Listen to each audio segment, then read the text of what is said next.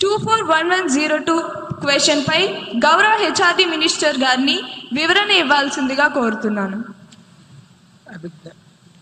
గౌరవనీయులైన అధ్యక్షుల గారికి ముందుగా నా హృదయపూర్వక నమస్కారాలు తెలియజేస్తున్నాను.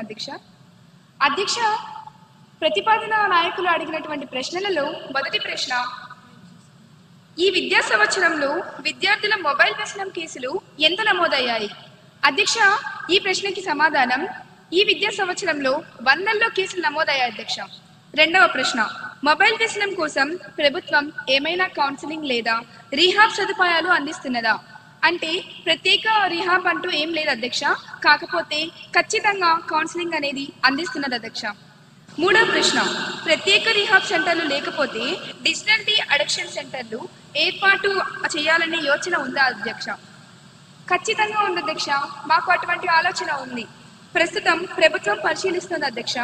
పైలట్ సెంటర్లు ప్రతిపాదనలో ఉన్నాయి అధ్యక్ష. ధన్యవాదాలు అధ్యక్ష.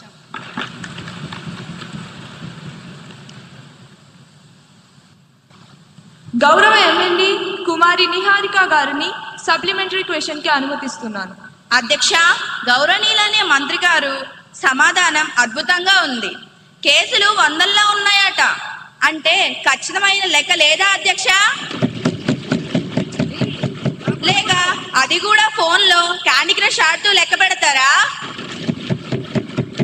పిల్లలేమో 5G స్పీడ్లో ఫోన్లను అతుక్కుపోతుంటే మీ ప్రభుత్వ చర్యలేమో ఇంకా 2G స్పీడ్లోనే పరిశీలన దశలోనే బఫరింగ్ అవుతున్నాయి అధ్యక్ష. ఆ పైలట్ సెంటర్లు భూమి మీదకు వచ్చే లోపు విద్యార్థులు బహుశా స్విచ్ ఆఫ్ అయిపోదా అధ్యక్ష? ధన్యవాదాలు అధ్యక్ష. అధ్యక్ష, గౌరవ సభ్యులు సాంకేతిక గురించి 5G గురించి బాగానే మాట్లాడారు అధ్యక్ష. కానీ మా ప్రభుత్వం విద్యార్థుల్ని నేరస్తులా చూడటం లేదు అధ్యక్ష, బాధితుల్లా చూస్తుంది అధ్యక్ష, బాధితుల్లా చూస్తుంది.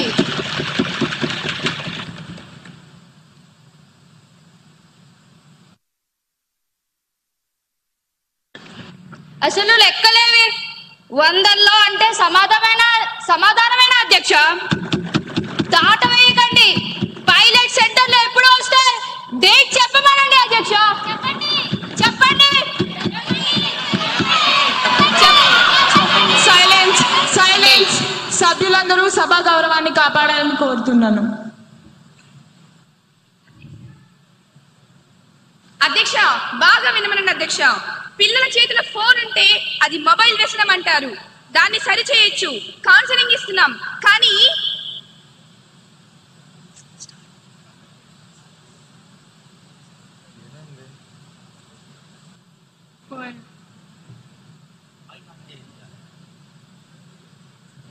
అధ్యక్ష, మా మైకులు కట్ చేశారా?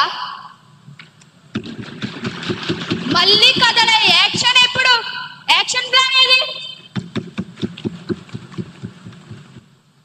కానీ ప్రభుత్వం ఏం చేసినా గుడ్డిగా వ్యతిరేకించే మీ మైక్ వ్యసనానికి మాత్రం ప్రపంచంలో ఏ రిహాబిలిటేషన్ సెంటర్ మందు కనిపెట్టలేదు అధ్యక్ష. పిల్లలకి కౌన్సిలింగ్ పనిచేస్తుంది కానీ మీకు పని చేయదు. పైలట్ సెంటర్ల మీద దృష్టి పెట్టాం అధ్యక్ష మేము. మీరు కేవలం అల్లరి మీద మాత్రమే దృష్టి పెట్టారు అధ్యక్ష. తేడా అదే అధ్యక్ష. ధన్యవాదాలు అధ్యక్ష. 241103 క్వశ్చన్ పై గౌరవ హెచ్ఆర్డి మినిస్టర్ గారిని స్పందించవలసిందిగా కోరుతున్నాను. గౌరవనీయులైన అధ్యక్ష గారికి నా హృదయపూర్వక నమస్కారాలు. అధ్యక్ష, ప్రతిపక్ష నాయకులు అడిగినటువంటి ప్రశ్నలో మొదటి ప్రశ్న, విద్యార్థులు స్కూల్ బ్యాగ్ బరువుకు అనుమతించబడిన ప్రమాణం ఏమిటి? అధ్యక్ష, దానికి నా సమాధానం, NCERT మార్గదర్శకాల ప్రకారం బ్యాగుల తేలికగా ఉంచాలని సూచన ఉంది అధ్యక్ష. రెండవ ప్రశ్న, బ్యాగ్లెస్ డేస్ సంఖ్యను పెంచే ప్రస్తావన ప్రభుత్వానికి ఉన్నదా? అధ్యక్ష, లేదు అధ్యక్ష. బ్యాగ్లెస్ డేస్ పెంపు ప్రతిపాదన అనేది లేదు అధ్యక్ష. మూడవ ప్రశ్న, బ్యాగ్లెస్ డేస్ అమలులో ప్రభుత్వం తీసుకున్న చర్యలు ఏమిటి? దానికి నా సమాధానం, సెమిస్టర్ వారి పుస్తకాలు ప్రారంభించాం అధ్యక్ష. ప్రతి శనివారం బ్యాగ్లెస్ డేగా అమలు చేశాం అధ్యక్ష. ధన్యవాదాలు అధ్యక్ష.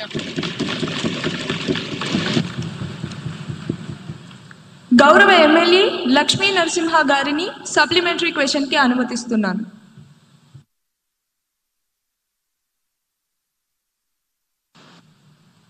అధ్యక్ష, గౌరవనీయులైన మంత్రి గారి సమాధానం చాలా బాగుంది అధ్యక్ష.